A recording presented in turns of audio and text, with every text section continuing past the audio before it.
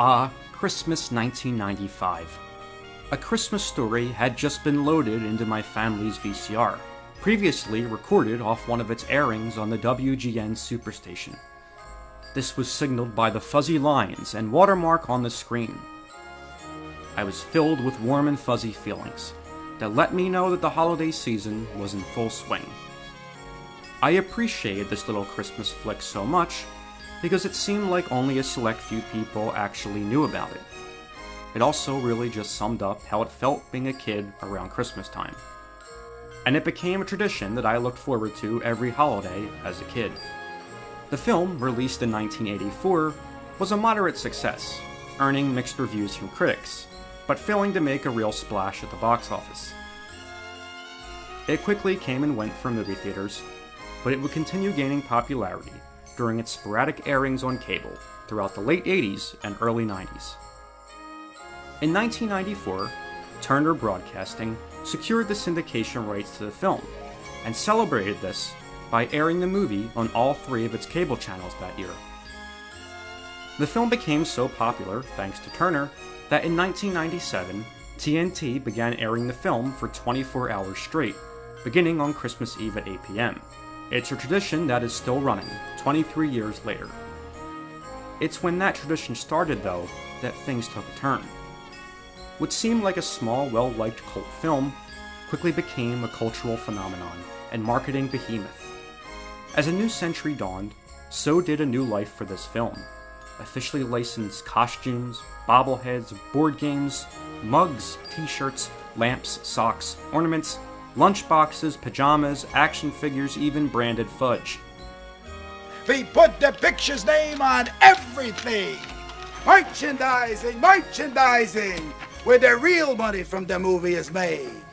You soon couldn't go anywhere around Christmas time without seeing the now iconic leg lamp plastered on any imaginable piece of merchandise, truly marking the beginning of the holiday season. But eventually, this marketing and merchandise gave rise to a sinister plot, to capitalize off the nostalgia for a fun Christmas movie like never before. In 2006, Warner Brothers launched Warner Premiere, a label of their home video department, which was founded to produce direct-to-video low-budget films, which were often sequels to previous Warner Brothers hits. Titles on this label included such acclaimed films as The Dukes of Hazzard: The Beginning, Get Smart's Bruce and Lloyd Out of Control, and the classic Ace Ventura: Pet Detective Jr. But it would take 5 years for Warner to give their most successful Christmas film to this direct-to-video branch.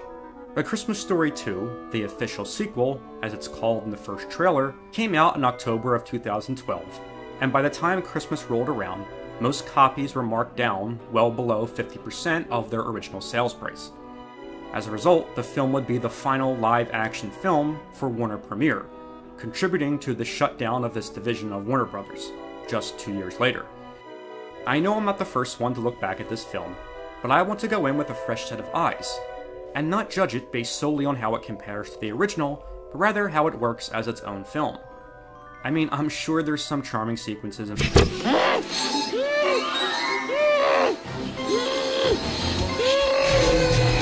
Oh,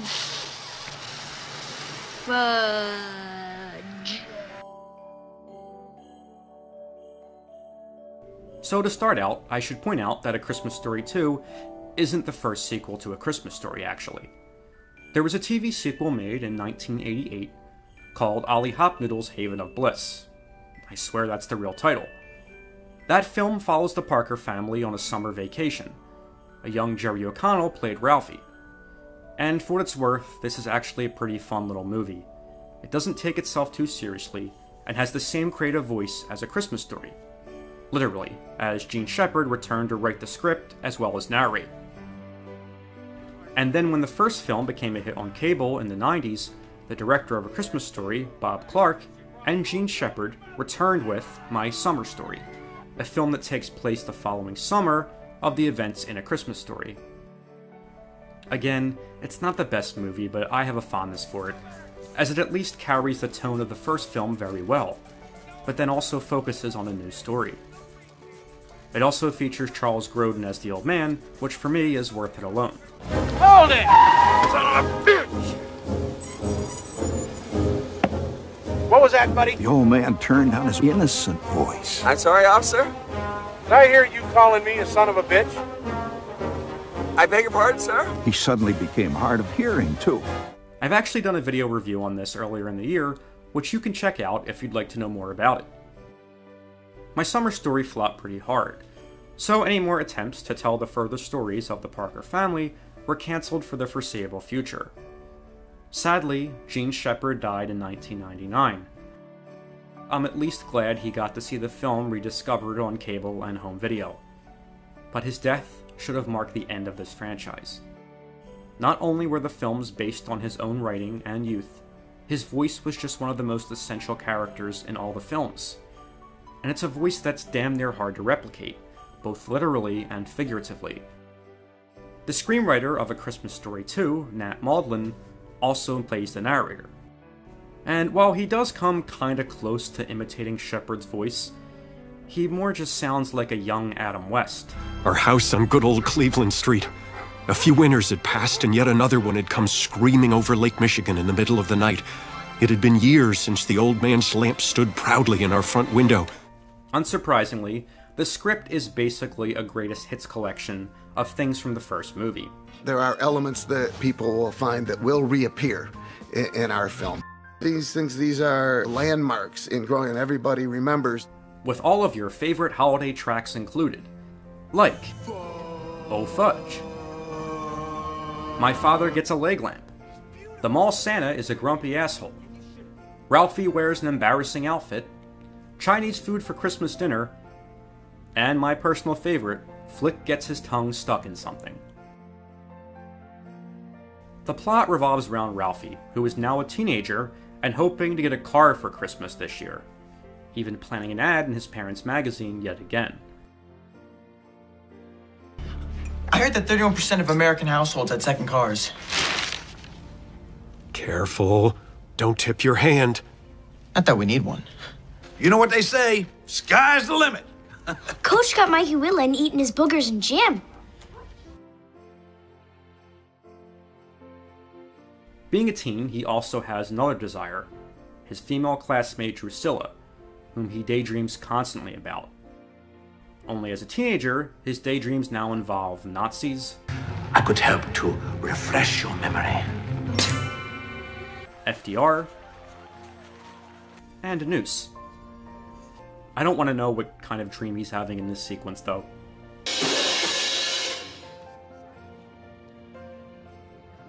As with other movies I've reviewed on this channel, I do want to take a look at what's good in this movie. For starters, the actors are doing their best.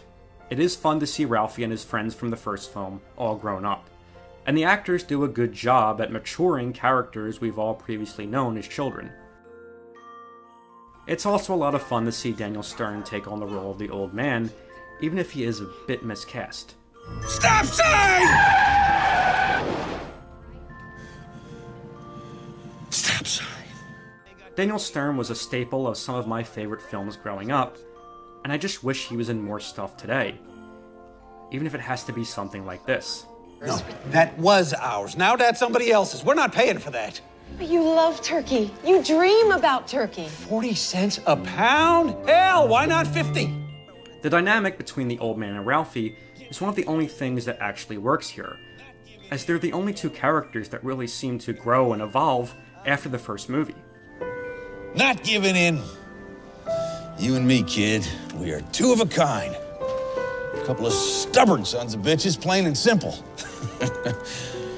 At the end of the film, Ralphie actually surprises the old man with a gift this time. One of the only new things this movie does that really works. This is the greatest Christmas in history. The rest of the cast are doing their best with the material, they just have nothing to really do in this film. For example, Randy has no character arc or real purpose in the story other than he's just there. That is too adorable for words. I can think of a few. Mrs. Parker doesn't have too much to do in this story either, Although she has this really poorly written conflict where she gets into an argument with Mr. Parker about him being frugal, which culminates in a really forced dramatic argument scene mid-film. You skimp on the furnace, and skimp on the turkey, and skimp on the car. You wouldn't even help out your own son when he needed it. I was being a good parent! You were being a cheap son of a bitch!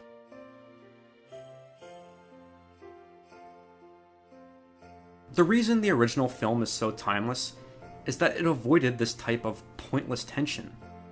It's just about the simple things growing up as a kid around Christmas time. There are some elements like that in this film, but all of them are wasted on jokes and scenarios that all fall flat. Every attempt at a joke in this film just completely hinges upon having seen the first movie. Well, you know what they say. Those who cannot remember the past are condemned to repeat it. There are elements that people will find that will reappear in our film. These are landmarks in growing, and everybody remembers.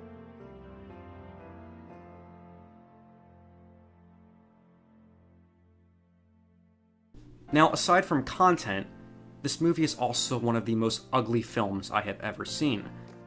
The sets look bad, like something out of a soap opera. Remember that giant mall Santa set from the first movie with the sliding board and all the fake snow? Well, here's the version of a mall Santa set in this movie. It's just so empty and flat. There's also a ton of terrible green screen shots that happen when they're supposed to be fishing on this frozen lake. And the dream sequences also look like bad dramatic recreations you'd see on a court TV show. But the biggest problem with the look of the film is the color grading. I guess what they were doing is trying to recreate the warmth and fuzzy feel of the first film, but it really misses the mark. Without using film or the kind of equipment that the original film was shot on, you just can't recreate that look in color correction. It just doesn't end up looking like a movie. And that's how I feel about this film as a whole. It just doesn't feel like a movie. It feels like a comedy sketch that's an hour and 20 minutes too long, which says a lot because the movie is only an hour and 25 minutes. There's no real plot beyond reminding the audience of the first film, and when that happens, you just wish you're watching the first film instead. He looks like a deranged Easter bunny. The only reason it exists is to capitalize off the success of the first film. But unlike the action figures, pajama bottoms, or fudge, this is one that can't be enjoyed by fans of the original in any extent. Frickin' fracker! I really need to stress I don't blame the cast or crew here at all. They're at least trying to make the film its own thing. But you can bet that the studio just mandated that all these things from the first movie get shoehorned into the plot in a way that makes no sense. But what can you expect when your production company is the same one that greenlit Ace Ventura Jr.? Alrighty then! If you love the original film like I do, but have also grown tired of how oversaturated it has become, then I really recommend checking out some of Gene Shepard's other work. Ollie Hopnoodle's Haven of Bliss is out of print, but you can find VHS transfers online. My Summer Story is available on DVD and Blu-ray. I'd also recommend checking out any of Gene Shepard's written work.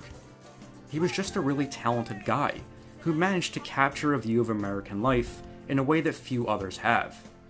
And sadly, none of that is represented in A Christmas Story 2, the official sequel. Frickin' fracker!